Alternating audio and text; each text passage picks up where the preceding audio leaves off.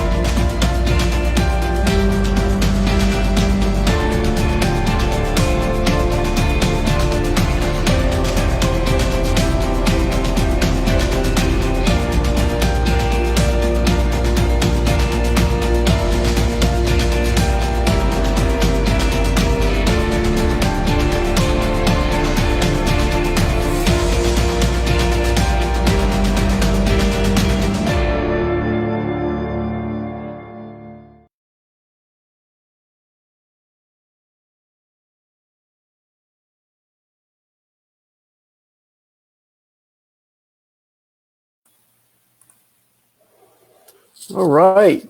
Well, welcome everybody to today's episode of Live at the Inc. Home Edition. Today we're actually really lucky. We're gonna be chatting with Nathan Outteridge here in a few minutes. Once again, I want to thank Evolution Sails. If it wasn't for them, we wouldn't have Nathan all set up. Our good friend Steven set it up. His nickname is Biscuits. Big call out to Biscuits because we love that guy. Anyway, as you watch today, it's being broadcast on numerous platforms within the Facebook.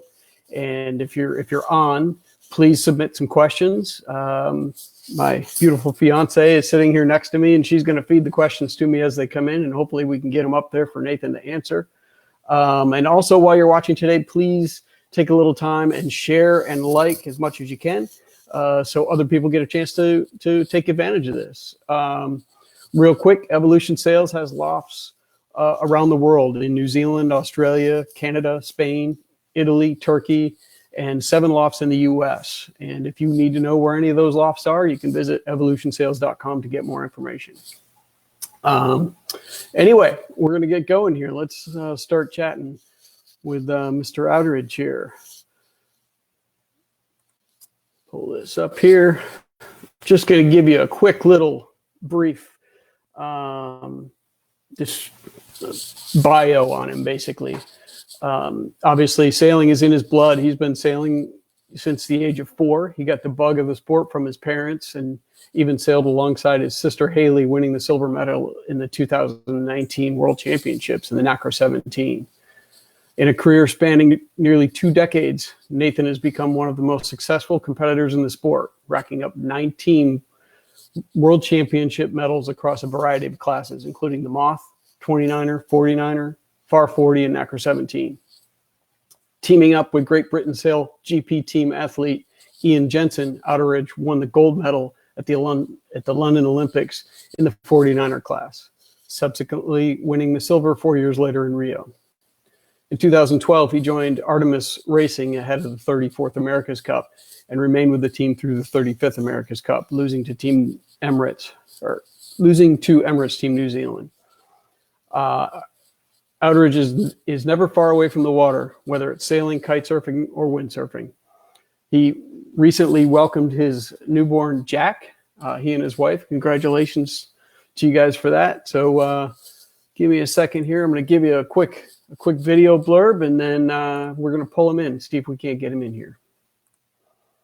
Learn a lot of stuff, and I think we can be really happy with the results. Pretty tricky day too in terms of wind direction. Yeah, southerly on Sydney Harbour. It's not so easy. You know, we had Shark Island in the middle of the course. We had top marks at Rose Bay. We had a lot of spectators mixing up the wind there as well. So team of Outteridge and Outteridge just ending it in place. A great upwind for those guys, really solidifying that great start. Guide set by the race leader Langer at their mark, and Outteridge. my name's Nathan Outteridge, and I sail the NACRA 17 class with my sister Hayley.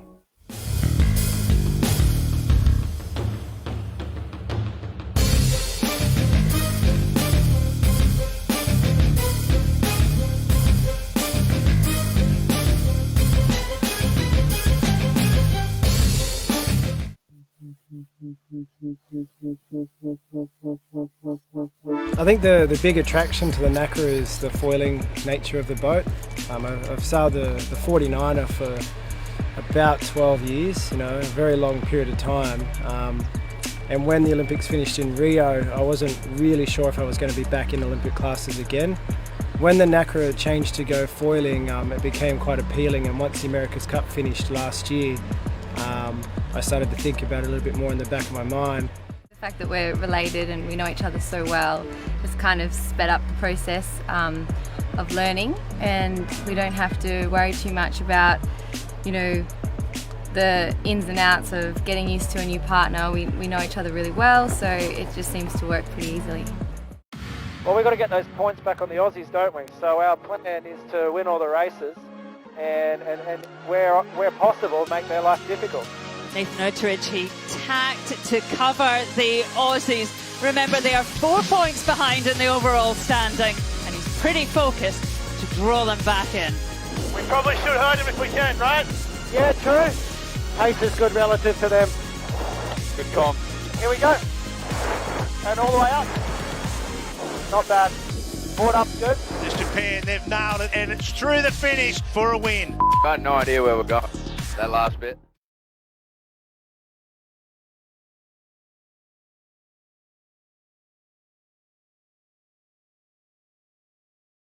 All right. So I hope you guys enjoyed that little video. Let me see if I can't pull Nathan in here to join us for a few minutes. Nathan, you there?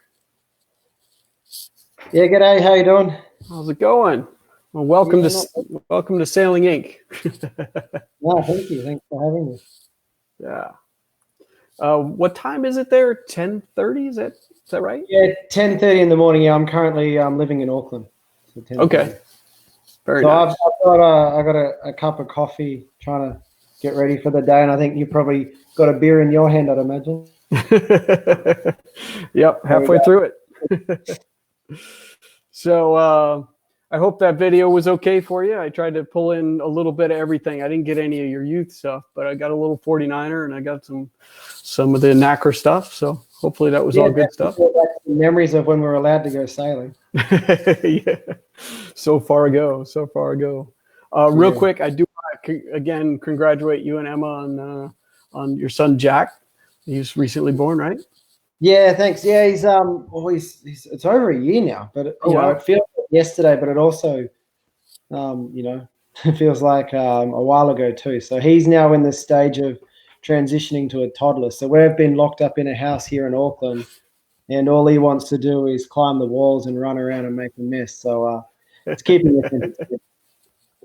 Yeah, you're getting your steps in, that's for sure, right? Oh yeah. No, absolutely. It's been a challenge, but as anyone who's a parent knows, it's definitely worthwhile. Absolutely.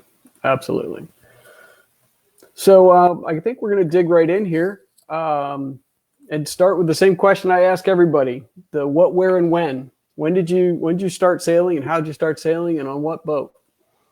So I grew up on Lake Macquarie, which is a coastal inlet just north of Sydney Harbour, about 2 hours drive north. So my parents are from there, and both sets of grandparents are from there, and both families were involved in sailing. And so, from a young age of, I don't know, probably when I was even a year old, I was cruising around on boats with my parents and my grandparents, and got into doing, dinghy sailing around the age of 4, and began racing probably when I was about 5, the following season. And so I started racing at a small sailing club called Wanji Sailing Club, which, is a very, very small community sailing club. And that's where I began my sailing, and basically did all my youth sailing there. And from that club was where I sort of began to love the sport. And then, from there started traveling around Australia and eventually around the world. Wow. So, what do you think the event or the year or the regatta or achievement was that kind of took to propel you into what is your professional sailing career? What do you think really turned the corner for you? I think we all most of us grew up doing junior sailing. So I was sailing junior classes. So in Australia it was Sabos, which is like an Optimist, but slightly different. And then we had a class called a Flying 11, which again is a junior class.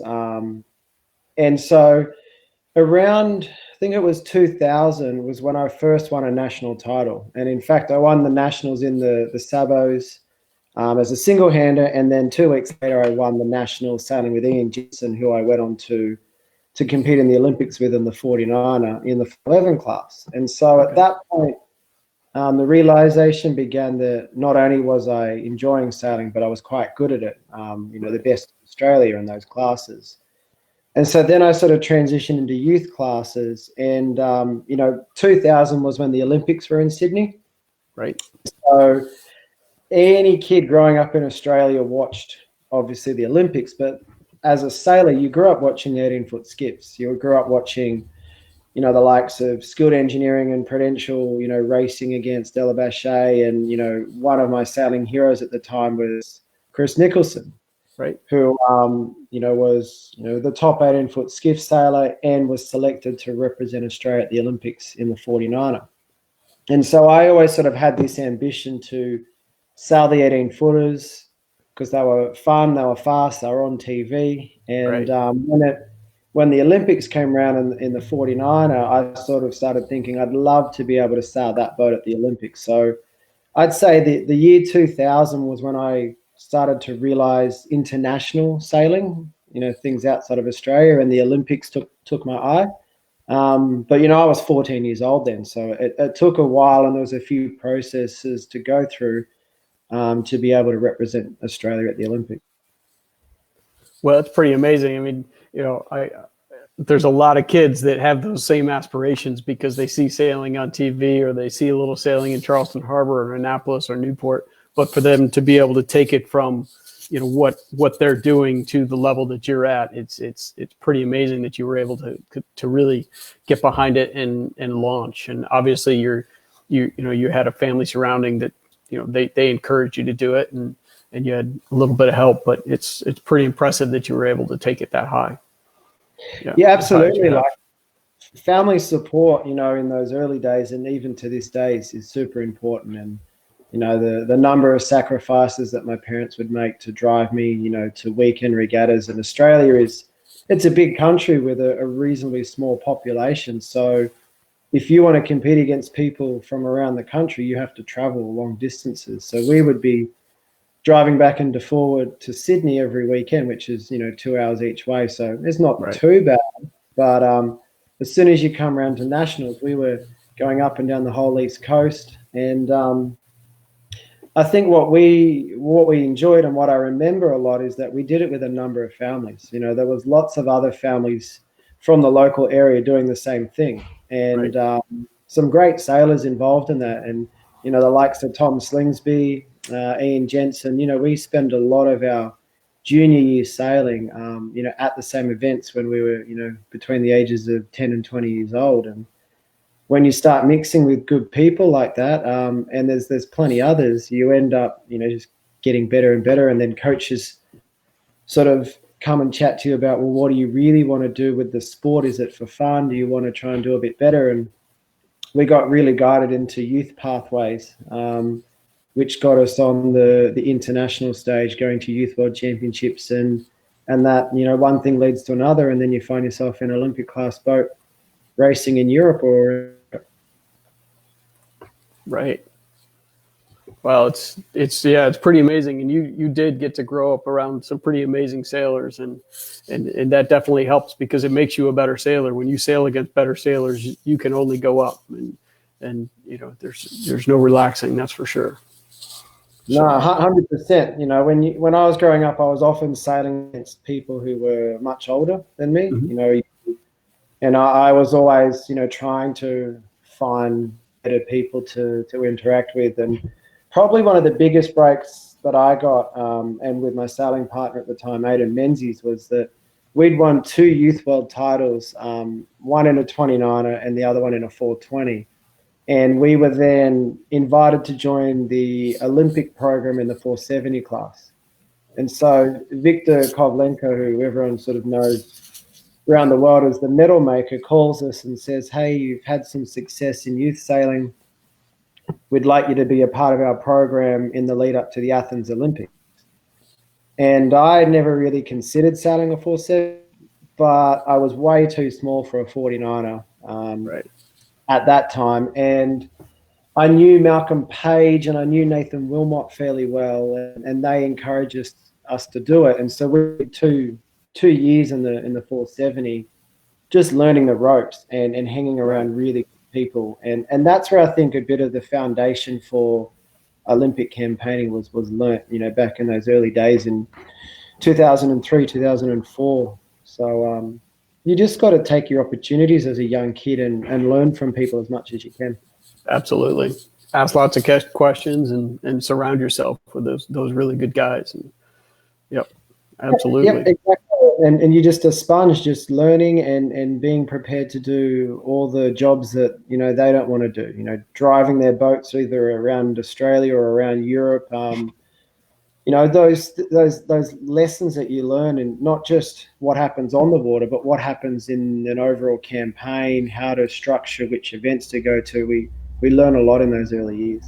Yeah, absolutely. So how'd you get the call to go to San Francisco? How did that come about? I got a couple of, it's like a multi-stage invite to get involved in the America's Cup that I kind of went through. You don't get a phone call from one of the top teams and instantly say, hey, come and drive the boat for us. Right. It all started at the end of 2012. You know, I was heavily involved in the Olympic campaign with Goobs. We were on track, you know, to win a gold medal at the London Olympics there in August. And January, I was competing in an A-class regatta on Lake Macquarie at Wangi. And I was, you know, some of the other competitors at that event were Glenn Ashby, James Spithill, John Kostecki, Tom Slingsby was there as well. And all these, and Tom had just recently signed with Oracle. Glenn was obviously the skipper of the Team New Zealand team, or sorry, the wing trimmer there. And I'm just good mates with all those guys. And anyway, I was doing really well in this event, and I got a phone call from Troy Tyndall, who actually was involved in running the Team Korea boat. Many people might have remembered that from the World Series. And he just told me, he said, look, Chris Draper has moved on to Prada, and we're looking for someone to drive our AC-45. And he said, you know, there's little to, if any, money involved in this, but it's an opportunity for you to come and race against some of the America's Cup teams. And I asked, you know, is Team Korea going to compete in the America's Cup, or is it just the World Series? And he said, well, you know, if we got a name like you involved in the team, we could make it happen. Anyway, so long story short, I had to have a long discussion with Goobs and our 49er coach, and said, look, there's this fantastic opportunity for me to get involved in the America's Cup in the World Series, but I can't let this compromise all the hard work we've put in for the Olympics. And so we had to decide how we were going to manage it, because there was I think there was there was 3 events in the lead up to the Olympics that I, was going to attend. And each event, might just be a weekend event, but you're there for 10, 12 days. So that was quite a bit of training that was taken away from our Olympic campaign. So long story short, I took the opportunity and competed with Team Korea, and we had some pretty good success considering, the budget that we had. And when I went to the Olympics with Goobs and we won the gold medal, I instantly flew straight to San Francisco for the next round of the World Series with Team Korea. And there was interest from other teams all of a sudden at that point about gaining my, trying to entice me to join their teams. And so I had to go to the heads of Team Korea and say, hey, look, I've got people asking me to join their team. Are we going to actually do this with Team Korea? Are we building a 72 when we've got a year until it begins? And the inevitable answer was, look, no, we don't have the budget. Yes, we will release you. Go ahead and make some discussions. And so, in the end, I met with Paul Kayard, and he said, we'd love to have you a part of the program. Terry's currently the skipper of the team. Ian Percy's a tactician, but we feel it would be great to have some youth in the team, a bit of foiling experience. And that was basically how it all happened. So I literally went home for one day after the Olympics in 2012, and then I was permanently in San Francisco until the Cup ended. Wow. That's amazing. It's like, I remember watching the World Series events beginning in 2011 and thinking, that looks really cool. Those boats look like fun. We were at the pre-Olympics in London with Goobs, Tom and myself and Malcolm Page watching the racing, just thinking, oh, how cool would it be to be a part of that? And then, a year later, Tom and I were there, in different teams, but we were there competing. And then Goobs eventually joined Artemis, about 6 months after the games finished. Yeah. What's that first day like when you walk into the compound and you're just like, I didn't even know where to be. Yeah, my first day at Artemis was extremely interesting. So they were all fully set up in Alameda across the bay from San Francisco. And I think I must have arrived the weekend, and a good friend of mine, Doggy, Andrew Palfrey, was the coach of the team at the time. He's an Australian guy, but he was basically coaching and sort of running a lot of the sailing operations.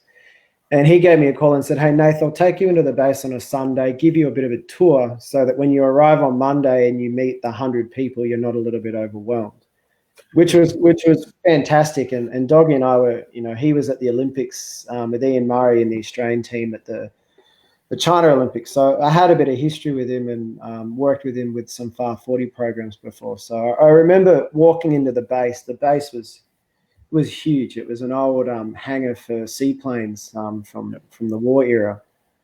And the boat was sitting there, and, the wing was sitting there, and then there was the 2 AC-45s, and then there was all the machining that was, there to build all the equipment. I'm just thinking, this is very, very different to any sailing I've been involved in before.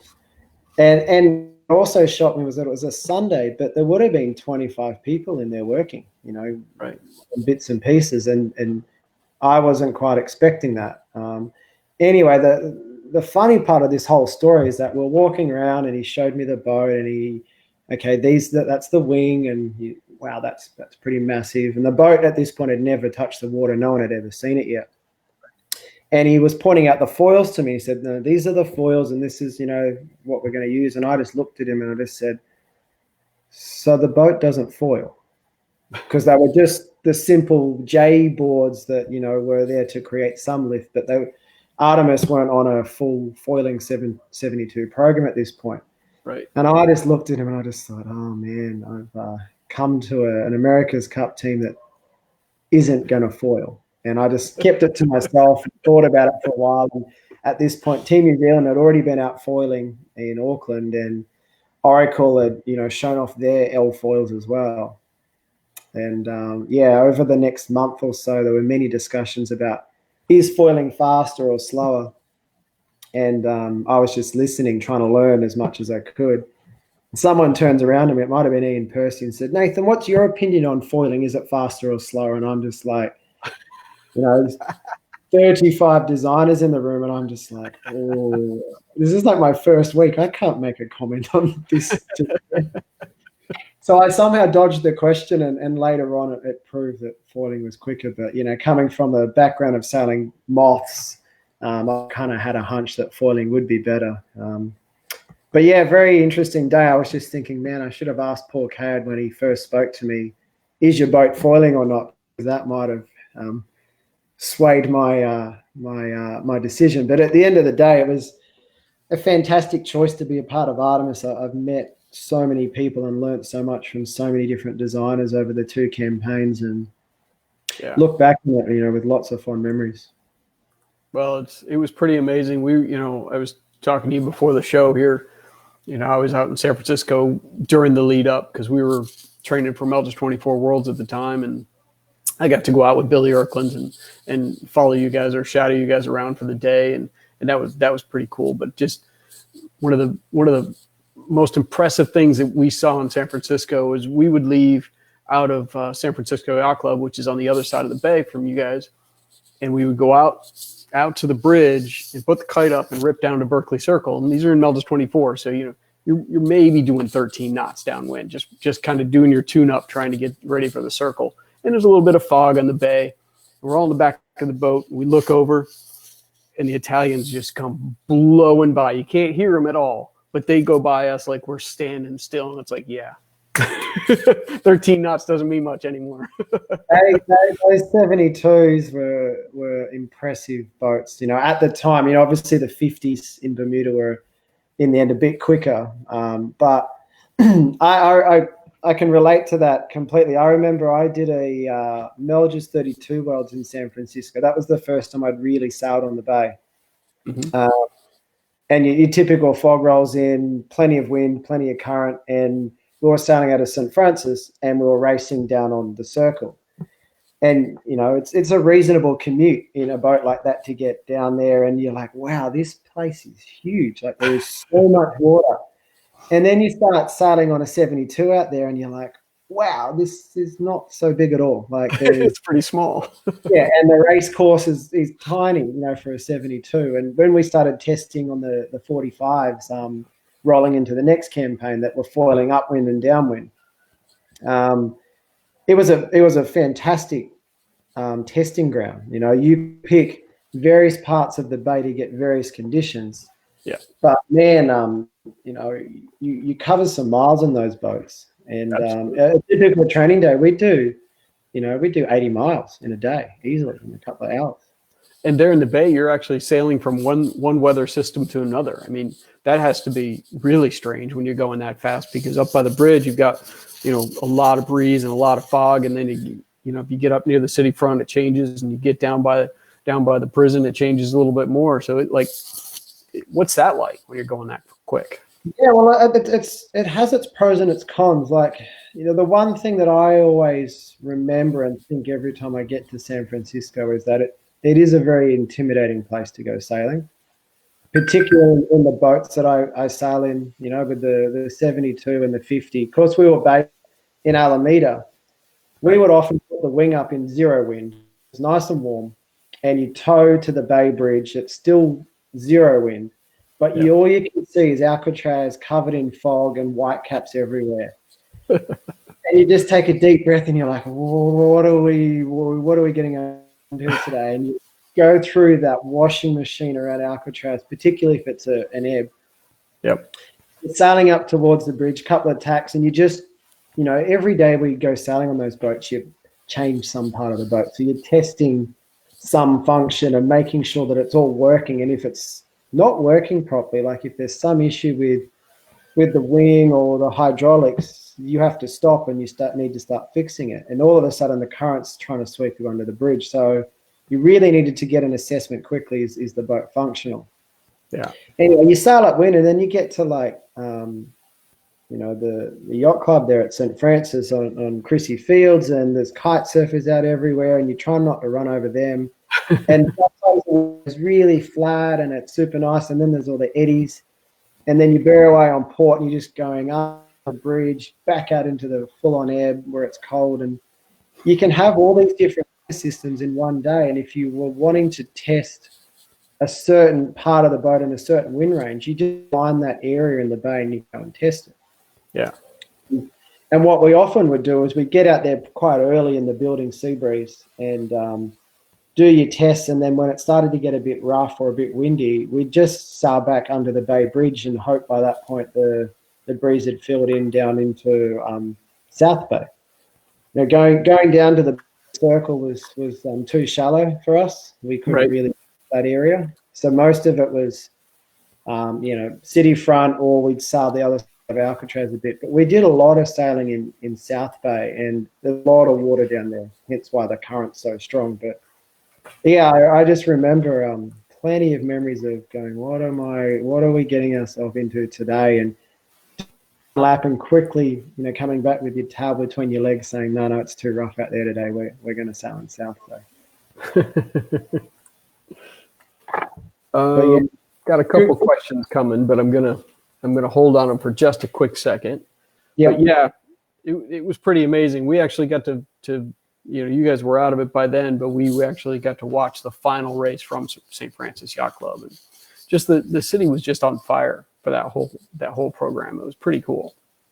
It was such a buzz, wasn't it? The whole the whole 3 months of competition. Yes, okay, there wasn't that many boats, and unfortunately we weren't really in the racing at the beginning, and we only actually got 4 races in total. But just even when the boats were out training or during the Louis Vuitton series, you could feel a bit of atmosphere developing. And then when the final began, I was involved in a bit of the commentary, and just incredible to watch 2 boats of that size, of such different design, be so close, so evenly matched. And yes, the Oracle boat was the faster boat, and it took Jimmy and the boys to work out how to really get it going properly. But man, it was cool to see that comeback and to see the way they improve performance on a daily basis, and to see how that has kind of changed the sport.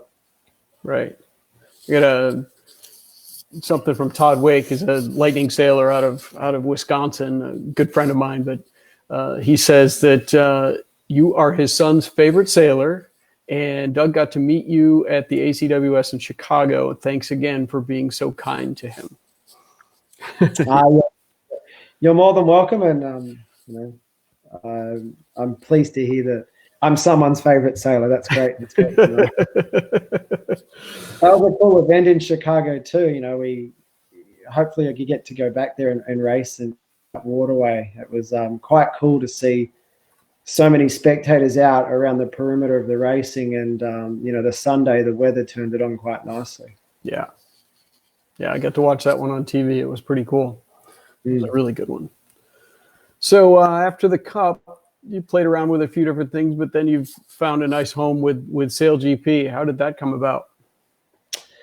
Yeah, I think it all came about that, when we're all in Bermuda, the majority of the teams love those boats. And all the teams actually made an agreement and said, whoever wins, we will continue the America's Cup under the same rules in the same boats. And the only team that disagreed to that was Team New Zealand.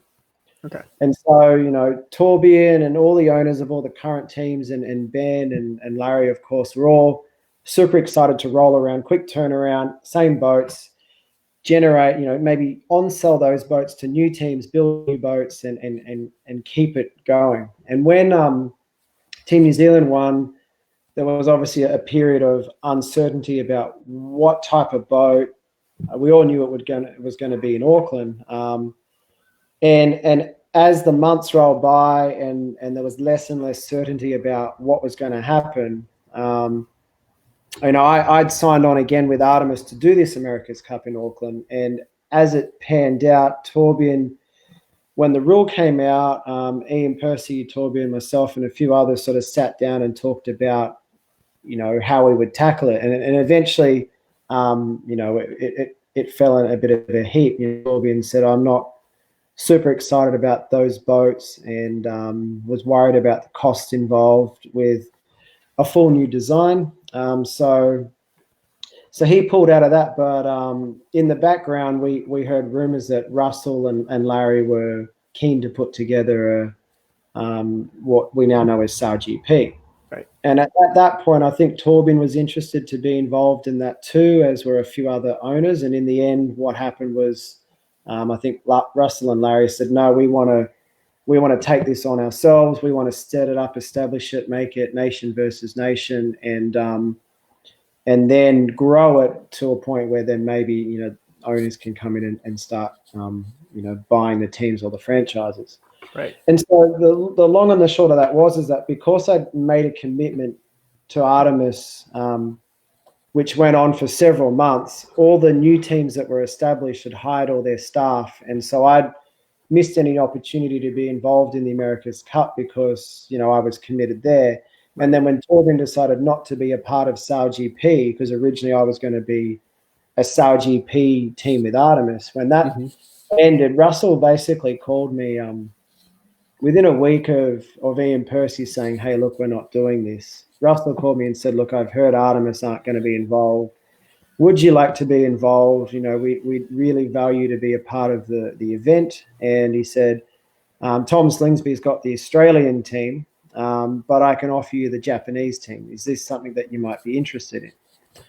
And I thought it was, and he explained to me the concept of the race format, making the boats one design, getting them, moving around the world, starting with 6 teams and growing. And I just thought it was a fantastic opportunity. I'd love to be sailing and representing my own country, but in the absence of being able to do that, taking on a brand new team and, being given not just the skipper's role, but the CEO role, was a fantastic opportunity for me. And I've enjoyed it, putting together the sailors, the shore team, the management support. I spend a lot more time these days trying to raise sponsorship, arrange logistics, for our guys and at events, obviously focusing on performance. So that was how I evolved into that position. And one of the other roles that Russell gave me early on was to help the design team create the CP boat, the F50. And so working with some of the designers about concepts on the foils, the control systems, right up to being one of the helmsmen when it came to testing the boats on the water. And because I live in Auckland now, because my wife's Kiwi, we decided after the Cup ended that we had to pick Australia and New Zealand, and we ended up picking New Zealand. It made it quite easy for me to work with the designers that are based in Warkworth, which is an hour's drive away, and the on-water testing is also in New Zealand. So that was pretty cool because I got to really spend time with designers that were involved in all the different campaigns in Bermuda, and we got to pick the best parts of all the boats and put it all into one. And so it was cool to hear from each of the designers what they thought were the strengths and weaknesses of their boats. So we had designers from Oracle, BAR, Japan, and Artemis all sort of working together on that. And, to be one of the sailors that got to have some input was pretty cool. Absolutely. Well, you definitely brought a lot of experience, especially on the foiling side. It was still, it's still new today, but like you basically started out in foiling and kind of came and brought it up. So you definitely brought a lot to the table for sure. So yeah, I think I've been really lucky with my timing with the sport. Each sort of decade, there's been a fundamental change with the sport, a development. And my first involvement with foiling was in the moth class in 2008, just straight after the China Olympics.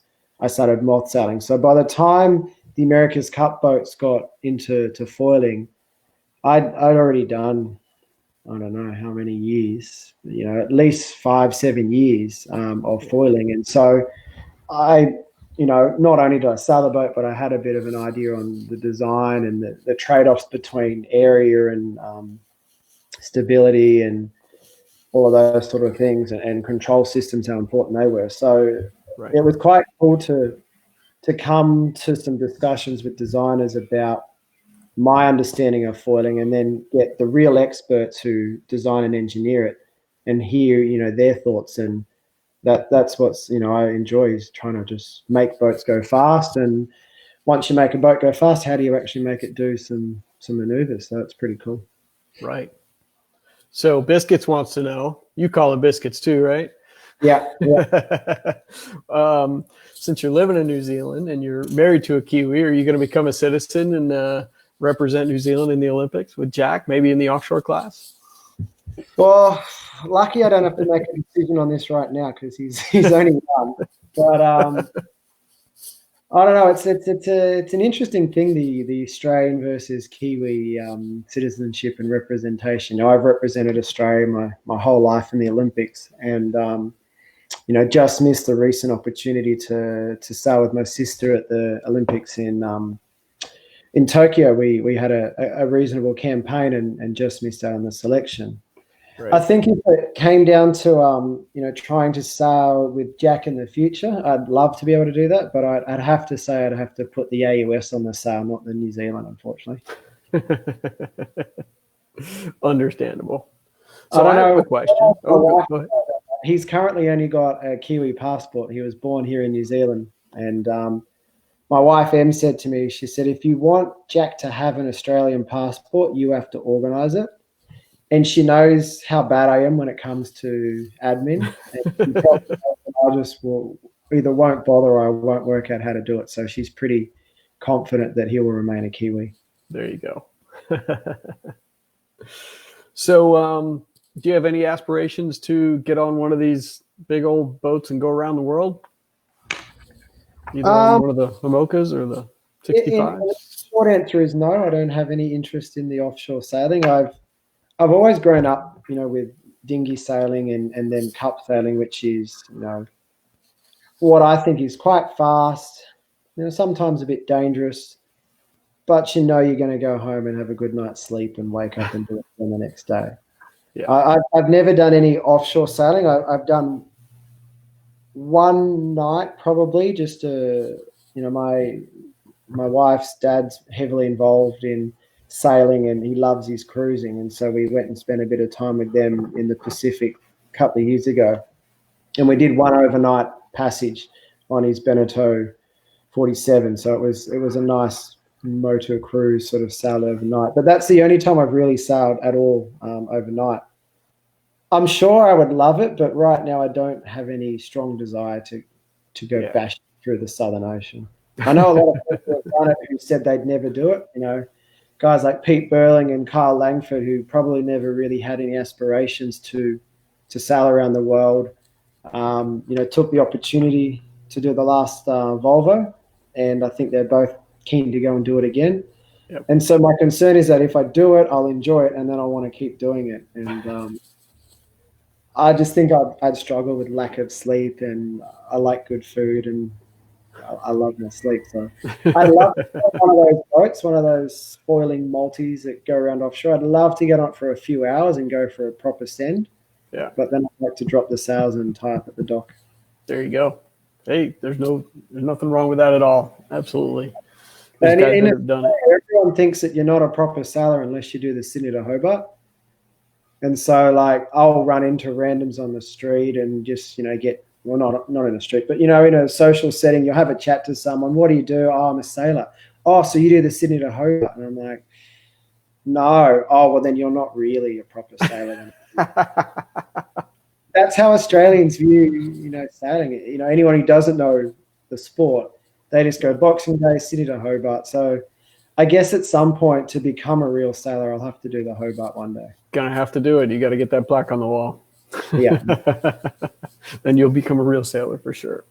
Absolutely. Yeah. So before we wrap it up, what do you think? We've talked to a lot of Aussies and Kiwis and folks over here in the U.S., and obviously we're all locked down. We're all itching to go sailing. what do you think is next for the sport, even on the amateur level? How do we ease back into this, and keep sailing alive?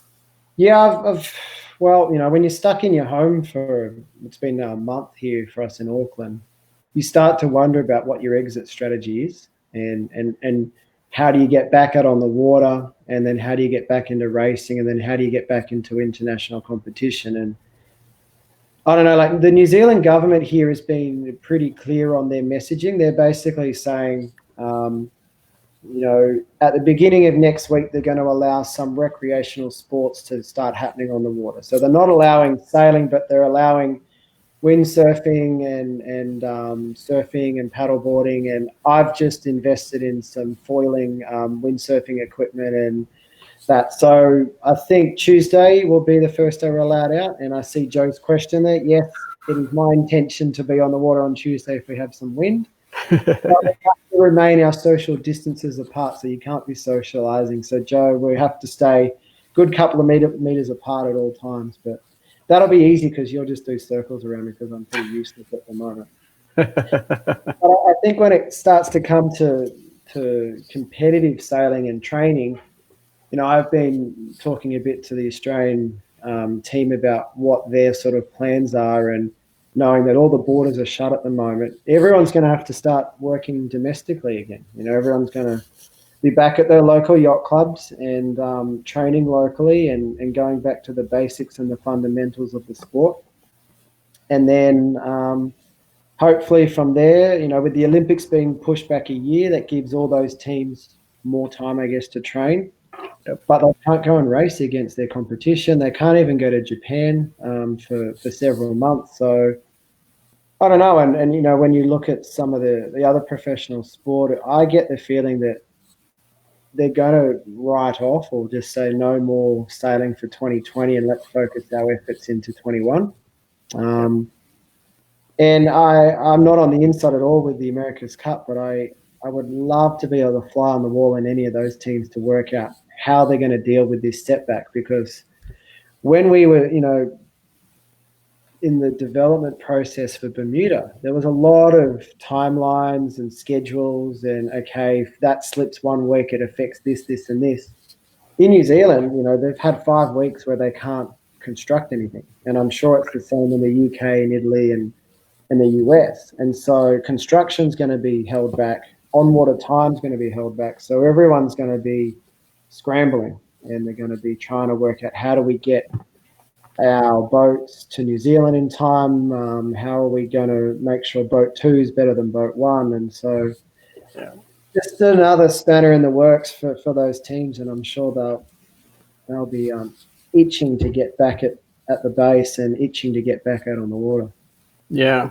A couple of guys we've talked to over the past couple of weeks, talked about the Olympic sailors and that, they're supposed to peak right at the Olympics, right? They train, they go to their, each country go through their selection process, and they keep training and they're supposed to peak right at the Olympics. Well, now they have to be reined back in a little bit, right? And they can't even get on the water. They're going to do simulated sailing, and they're going to go do their workouts, and they're going to be studying and talking to their coaches every day. But it's got to be just an absolute mind boggle for them to try and. It does. When you embark on an Olympic campaign, your target is etched on the wall. Okay, we need to be ready July, whatever date it was, 2020. Yeah. So you structure your equipment development, your physical training, your competition, so that you have a couple of test peaks each year. World Championships example, or selection events where you have to perform, but the rest of the time you're just managing an upward trend. Now all of a sudden you've been given an extra year, and for some teams it's like, wow, that's a blessing. A new team that's still got a lot to learn, that's fantastic for them. The team, the current world champion in 2020, they just want the Olympics to start tomorrow because they're already peaking relative to the rest of the fleet. Yeah. And so the goal, the real challenge now is how do we make sure we are ready for next year? And the hardest bit is, when can we get back out on the water? What can we do to improve? And that right now in a country like Sweden, there's no restrictions there, right? So they're sailing. It might be cold, but they can be training and sailing. Whereas here in Auckland, you're not allowed to go on the water. You'll get a fine. So some countries are going to get an advantage over other countries just because of the different policies that the countries are running. But at the end of the day, the best teams are going to win. You know, the best teams are going to find a way to deal with this situation, and they're going to show up there next year, and it'll all go ahead. But stressful times for some people, but you just got to find the opportunities within it. Yeah, we're Ashley and I race VX1s together, and we're supposed to be going to Toronto for the North Americans, you know, later at the end of the summer. And Ashley was on the phone with a few people last night, and, you know, we don't even know if the North Americans is going to happen because it's, you know, we don't, you know, they've closed the borders. We can't get across. And do we really want to go out there, you know, at this point? So it's just a little weird, but I think it's going to be good for local yacht clubs. Like you said, everybody's going to be coming back to their own places. Maybe the local club racing is going to get better and better and better because we're going to bring that, you know, bring everybody back together. Well, I really hope that's what it does. Like I remember, you know, what I would do as a kid was I'd sail at the local yacht club, and yes, we'd go away to compete in events. And I feel like what has changed a lot over, say, the last decade or so is that sailors in general are now prioritizing going to an event or doing training camps and traveling a lot. Mm-hmm. And what they might now have to do is say, let's just stay local. Let's build our local club. Let's get all our mates that used to sail that aren't anymore because we all buggered off and started going overseas. Let's get them all back together and build the foundations again. And, you know, I know that when I was back home in Australia over summer, the local sailing club at Wanji, you know, it's been going up and down in terms of its participants, but it was pretty big over summer. Quite a lot of young kids there. And I think that it's a great opportunity for clubs to develop and to build again. That's the foundation of our sport. And maybe this global pandemic that we're all facing might just get us to reset and think, let's just start local, build again, and when we get the opportunity, let's start traveling once more. But I honestly think that, you know, traveling the way that we've been doing for the last decade is probably not going to happen in the next decade. I think it's going to change the way that we look at the world, but also, you know, international sport. I did 25 flights last year, you know, international flights that, you know, Em and my son Jack came with me on, you know, to Europe, America, to Australia, back to New Zealand, to Japan. I don't know if that's going to be the way that we're going to move forward. And as sailors and as athletes, we might have to, you know, focus on just being a bit more local and only going to the major events, not all the events. Yep. Who knows? Time will tell, but I'm pretty happy right now that the country that I'm stuck in is, you know, I can walk down to the beach. I can get out on the water quite quickly. And the only downside right now is that we're coming into winter. But if we were coming into summer, then, you know, it'd be fine. Yeah. Yeah. Well, Nathan, it's we're pretty close to an hour here. Is there anything else you want to kind of put out there to the world before we wrap this up? Anything, you know, obviously we want people to, when Sail GP starts back up, we want you to tune in for that. When the Olympics finally start up, tune into that. But yeah, absolutely. I think, you know, probably one of the biggest questions that might be on a lot of people's minds is, you know, is Sail GP, you know, going to continue? You know, it's currently on hold.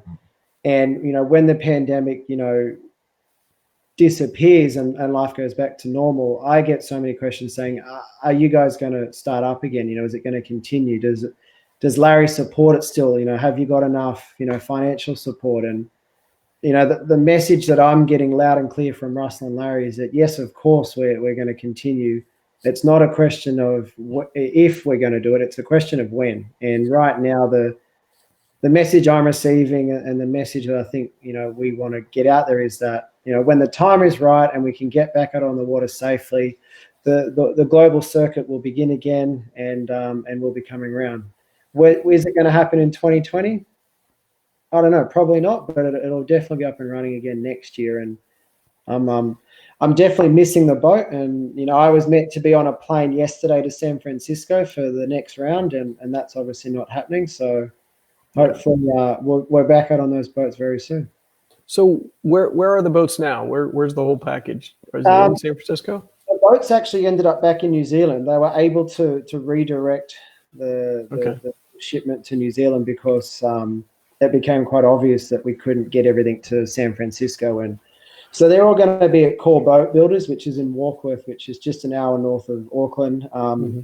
And it's a good place to store them. And I think there's some plans to do some upgrades and some modifications to the boats to improve it. You would have seen there was a pretty good crash in Sydney between Spain and France. So now they can actually fix the boats properly here. And so they'll all be boxed up and packaged, and all the new wings are now complete. So whenever we need to get up and running, they can be shipped out to wherever in the world. So, and who knows, maybe they just put them all together there in Auckland and do 2 series right there in Auckland. And you got to, make sure all the sailors are healthy and go through all the screening and let them come in and actually do the series in Auckland.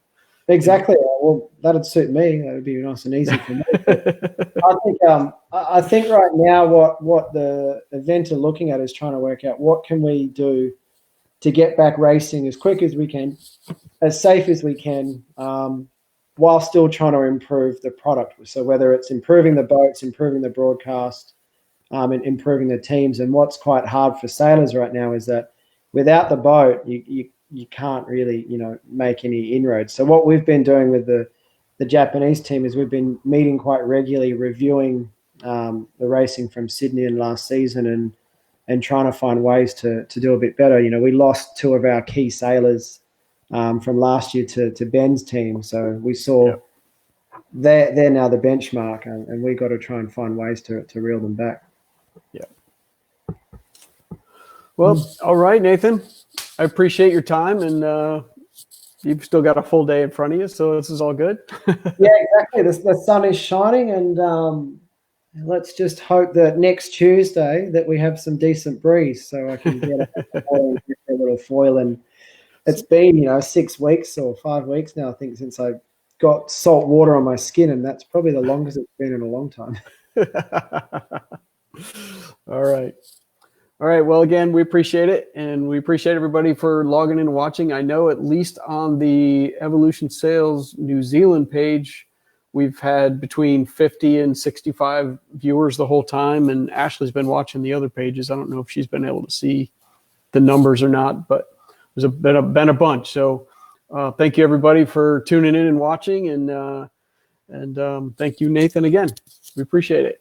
No worries. Hopefully I said a few interesting things there. Absolutely. To think about while they're all sitting at home. Exactly. All right. Thanks again. Cheers. Bye. Oh, that just popped in. All right, everybody. Thank you again for tuning in. And again, thank you to Evolution Sales and Sailing Inc. for allowing us to put these little shows together for you guys. Again, share these if you can, get them out to everybody. We really enjoy doing these things. It's a lot of fun. The guys in New Zealand have been feeding me all these guys to pull into the interviews, and you should see me scurrying around trying to get all the information on them that I can, but I'm having a good time with it, and I hope you guys are too. But I'm going to go ahead and throw this commercial on one more time and then log off. Have a great night, guys.